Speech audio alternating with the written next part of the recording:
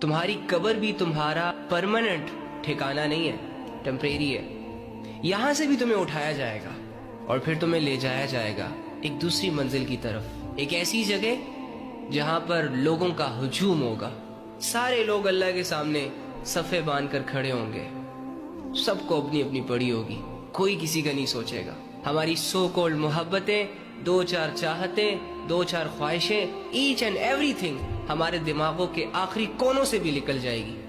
جس آخرت کو آج میں اور آپ اگنور کر رہے ہیں نا، اللہ کی قسم اس آخرت میں جس دن ہم پہلا قدم رکھیں گے نا، تو ہماری یہ مری ہوئی عقلیں بھی زندہ ہو جائیں گی، ہمارے یہ مرے ہوئے دل بھی زندہ ہو جائیں گے، اور وہ احساس، وہ جذبات، وہ ریئلائزیشن، وہ فیلنگز جن کا آج ہمیں احساس نہیں ہو رہا، اس وقت یہ ساری چیزیں بھی ٹھکانے آ جائیں گی. وَمَا الْحَيَاةُ الدُّنْيَا إِلَّا مَتَاعُ الْغُرُورِ کہ دنیا کی زندگی دھوکے کے سوا کچھ نہیں ہے. میں نے